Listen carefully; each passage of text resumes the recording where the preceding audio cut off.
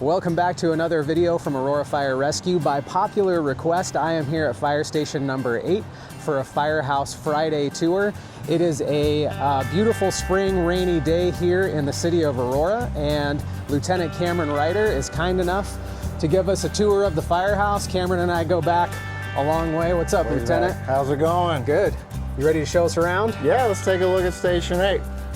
First, we'll start with our fancy caddy here. This is John Rosieland. He's our probationary firefighter here on Engine 8. Well, let's get inside out of the rain so we can stop holding the umbrella for me. All right, I like it. Alrighty, so like Eric said, this is Station 8. We're the second oldest, I just learned, the second oldest station in Aurora. Built in 1978. This station is very unique in how we operate. We're the only double engine station in Aurora.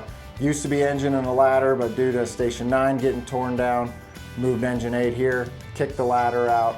So now we're a double engine. We just alternate our calls. I know some departments do it different. Ours is based off of how long we've been available in quarters. If we've been in the station longer, we get the first call, and then Engine 9. So this is our sweet little entryway. Like all our stations, we have artwork done by citizens. Yeah, so let's move in. It's a small station, so it's gonna be pretty quick. We're the wildland specialty, but the unique thing is only Engine 8. Engine 9 is not a part of it. Ladder 8 was not a part of it. So as we go through here, you'll see our 2 engines and then our BFX brush truck, which is part of our wildland specialty. So for the wildland specialty, you have Station 13 as a whole, all the rigs there, and then here, just Engine 8. The same, we try to standardize all our rigs. So this carries like all the other ones. But when you get to Engine 9, let's shut these doors.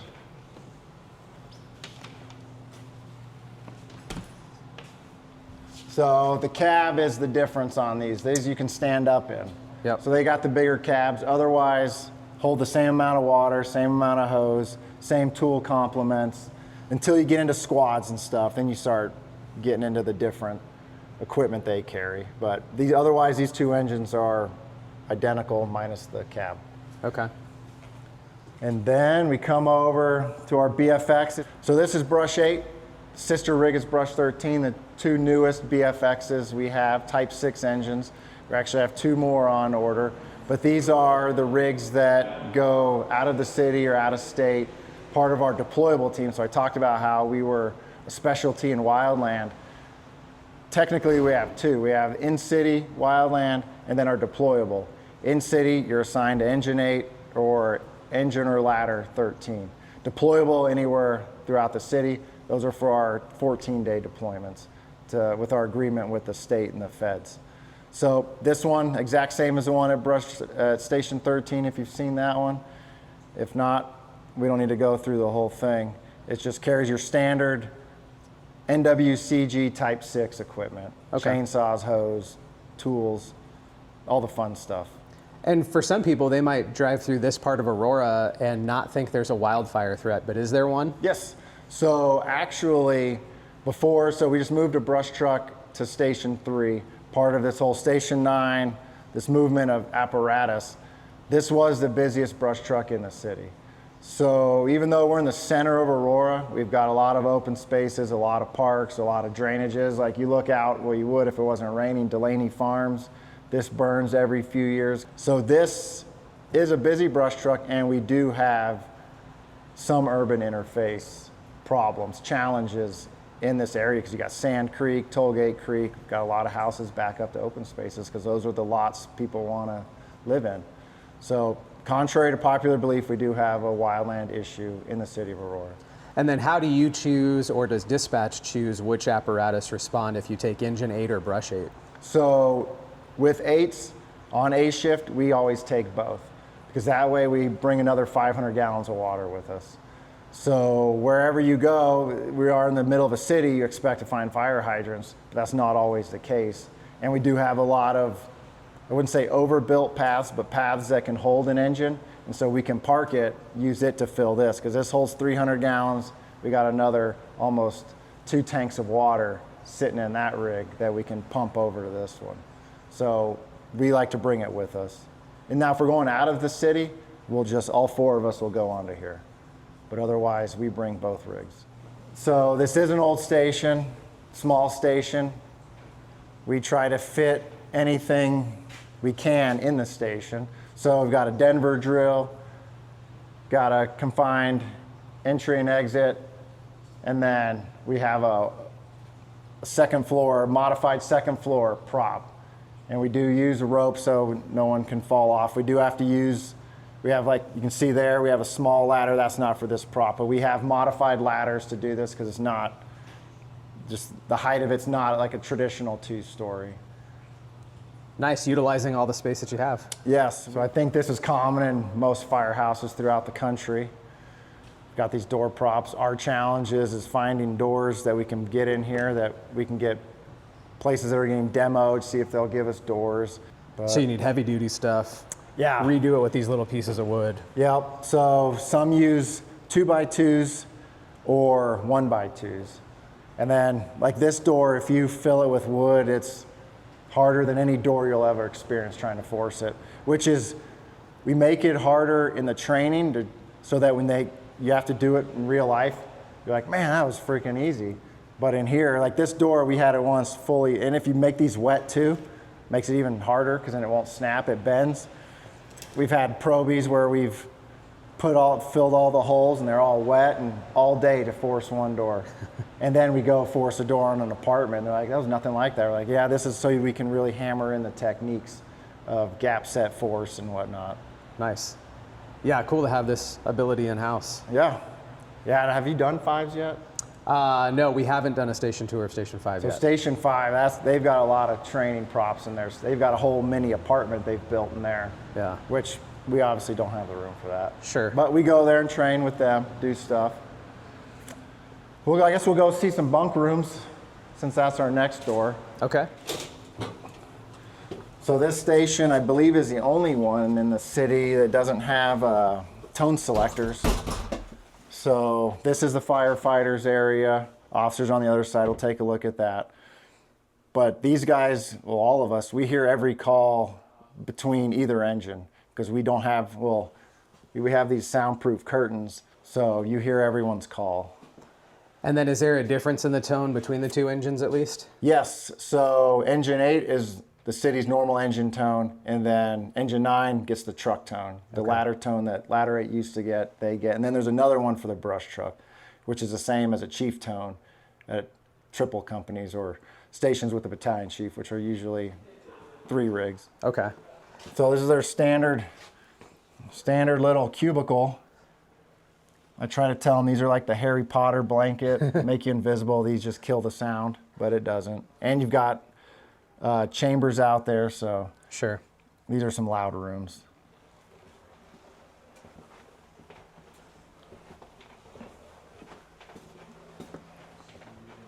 And then here's our day room. But all things you see in here, like the TVs, all the electronics we pay for, we're actually scaring all the guys out. They don't want to be on film, especially, oh, if you saw the one with the hat on, he was an actor. Oh, and hey, Timmons, come on in here. So a lot of the comments on your videos have been from this gentleman's mom wanting to see Station 8. That's true. This is Braden Timmons. He's very happy. Hi, nice to meet you. And here we are, we're at Station 8 by popular request. Yep. Yeah. He's normally on Engine 8. He's my firefighter. But because we have a probationary firefighter, he's the first to rove. So he's actually on Engine 9 today. Nice. But yeah, his mom is a big commenter of yours, wanting to see Station 8. All right. And there he is. Well, thanks for all the feedback. Keep letting me know what else you'd like to see after this video. Yeah. So cool, thanks. Yeah, Thanks, buddy. Nice to meet you. So not much here, just recliners and the TV. So now this is the area we're in most of the day. The Weird, kitchen. it just cleared out. There was there was 7 yeah, people there's in here. 7 other dudes in here. And if you see up there, you see we have a bunch of raccoons. Yes. So I have an interesting theory about it. So we have a raccoon problem at this station. They like to get into the station, into the ventilation. Well, I've been told many times, so I've been here 5.5 years at Station 8. And when I first bid it, they're like, hey, that station's haunted. I'm like, what? That doesn't sound good. Well, we learned it was the raccoons. The trash pandas were in our attic, in the ventilation, moving around. So I think that's why they thought it was haunted. Oh, people heard you'd hear weird stuff at in the night. ceiling. Like they've been. Oh, we got a call. All right, let's go.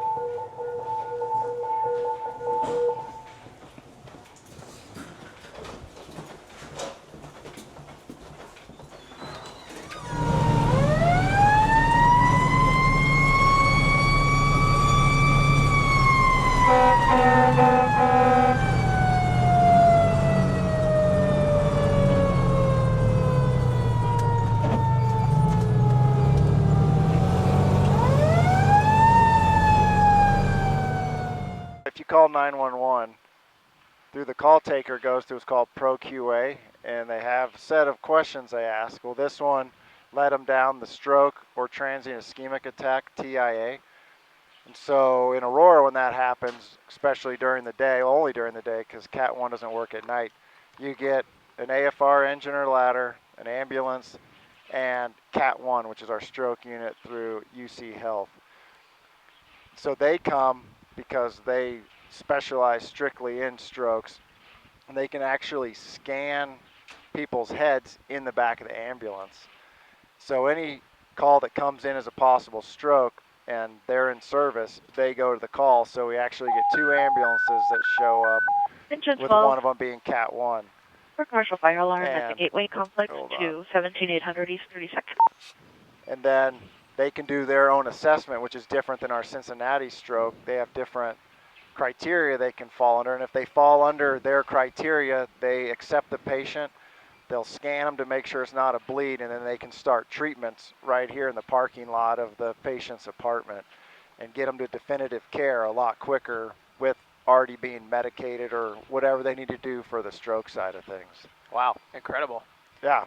So I think Yeah, back from our EMS call. yeah. We were just talking about raccoons in Oh the yes, attic. yes, our raccoons. Yeah. Why people I think thought the station was haunted. Yeah. So we have a raccoon problem. One is actually a stuffed raccoon. We did not do any of that. Someone found it on Facebook. This is our kitchen. Yeah. It's one of the smaller ones. Just got an update of appliances. The kitchen does its job, makes us food. Got our 3, well technically 4 fridges, plus our central fund locker. And then this is where we eat. Kitchen table. I believe most of the stations have one like this now. I like the logo. That's our current logo. There's been some talks of trying to change Station 8 to Trash Panda, which we used to have stickers around here somewhere of the different renditions of logos they've tried. But we like that one. I like it. So then we got our fitness room. So unfortunately, I don't know if you ever got to do old Station 9 before they tore it down. Yeah, Captain Ackman and I walked through there. Everything had been moved out though. Oh, okay. Yeah. So this is kind of like schools. Schools, they build the same in generations. The Station 8 and Station 9 were sister stations. Okay. Very similar. This one just had some changes done sooner because it was a double company or went double company. Yeah. But I got all our kettlebells. Some do CrossFit, some don't. So you can do anything in here. With 8 people though, it is a challenge to fit all of us in here. Sure. So we do gear workouts in the bay, bring this stuff out there. But yeah, it's got everything you need. Not everything we want, but everything you need that can fit in this little space. Sure. And then we have a sauna. Not too many firehouses on the Colorado Front Range anyway have saunas. No. And like you go down to Castle Rock, they have in their bay the dirty area, and they'll have sauna, bunker gear washer, so that after a fire they can use an infrared sauna, put their gear in the washer. They also have a shower so they can get rid of all the contaminants the best they can while in the station. We're trying to get that way, but like I said, it's a challenge in a city of this size and in these older stations. Sure. The newer ones, like when 9s is done, it'll have more features than this station does. And we haven't really talked on this YouTube channel a lot yet about cancer prevention and cancer in the fire service. How do saunas play into that? So they say it helps get specifically dry saunas, help get the toxins out quicker. And I don't know, there's protocols on it, on how long to sit in it, what temperatures and stuff like that. Our policy is we're supposed to shower within an hour. Okay. So most crews try to do it, but we're a busy city, so you put 5 rigs out of service to go shower, it really boogers things up. Sure. But right now we're doing cancer screenings at the old Station 5 and getting our single layered garments so we don't wear bunker gear on non-fires. Yeah. So we're doing all the things, just not like some of the departments, especially like fire protection districts, they just have the budget for it. Sure. We're still working our way up. Sure. And then that's just parking out there. We don't need to go out there. And then we have 2 offices, so 8 to 10 people here on a daily basis. We're gonna catch some in here because I got the door shut. Let's see what they're doing in here. It got quiet all of a Oh, sudden. we found them again. So officer's office, but we only have 4 computers in here, 8 people.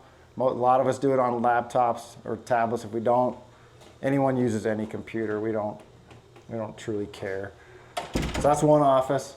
This is the officer's quarters. So it used to be, like I said, engine and ladder. So you had lieutenant, captain. All our ladders have captains on them. Captain's got the bigger cubicle. Lieutenants get the little cubicle.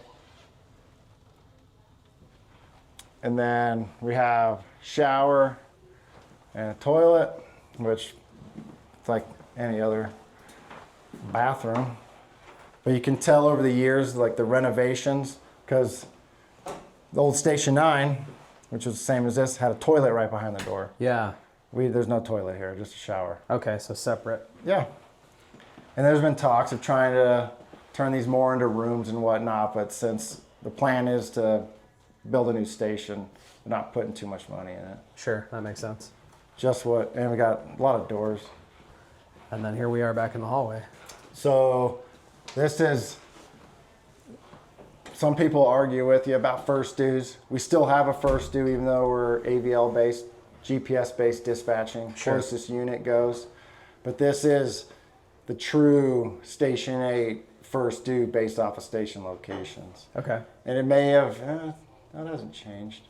No, we even go up farther because of Station 5's up here. We're right here, AMC, the city building's right there. And then can you anchor us with streets there for Yep. folks that are watching? So Chambers and Alameda. Okay. We're right here. There's the AMC. So in Station 8's area, huge issue is our multifamilies. A lot of multifamilies in this area.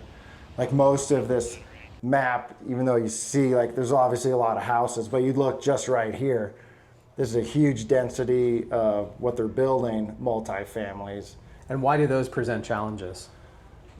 because of the potential loss of life.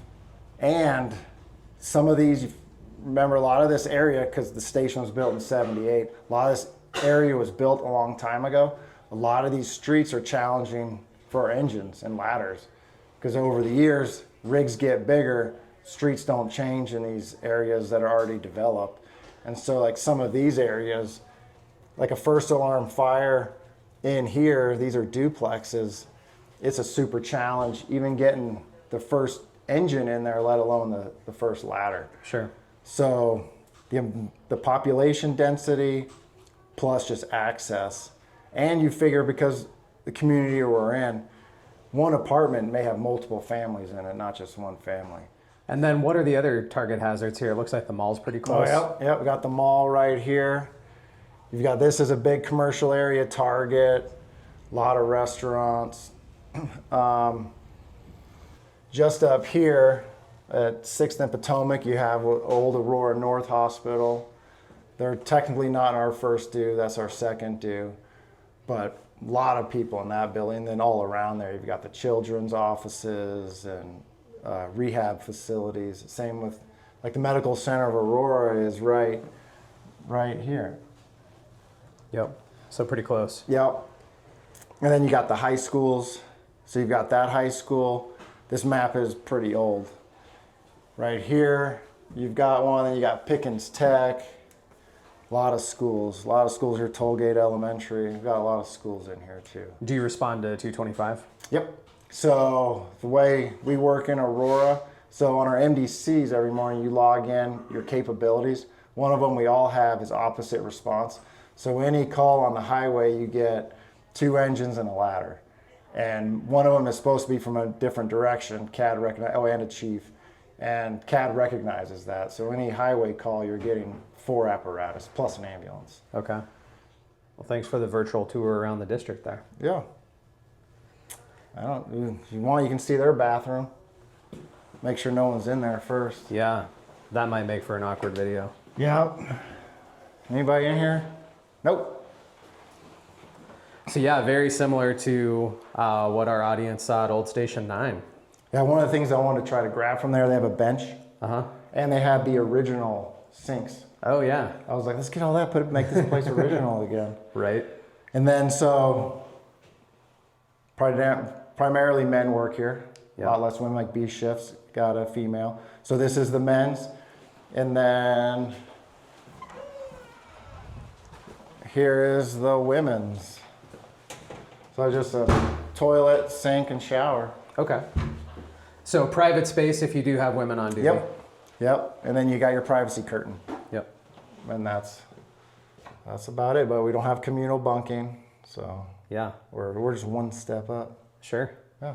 And then this is kind of that middle point. So public hallway where we just were with the map, and then we look back this direction and we've got the bunk space. Yep. So never we kind of really went in a U. In a U shape, yeah.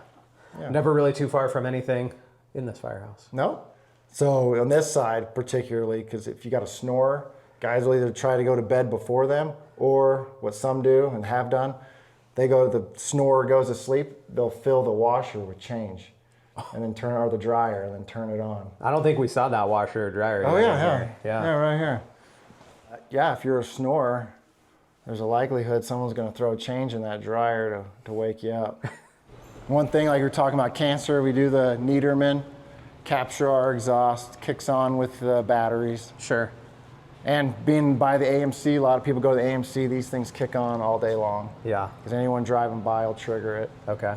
Oh, and we got our bunker storage. That's another thing they had to add with the cancer initiatives. These are positive pressure. Oh, okay. So try to keep the exhaust out. Nice. So yeah.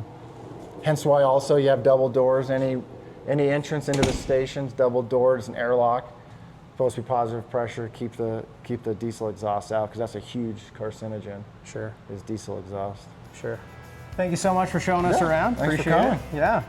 To our YouTube viewers, thanks again for the suggestions for 8s. Leave in the comments down below or shoot me an email, afdpio@auroragov.org, with your ideas of which firehouse you'd like to see next, and I'll see you in the next video.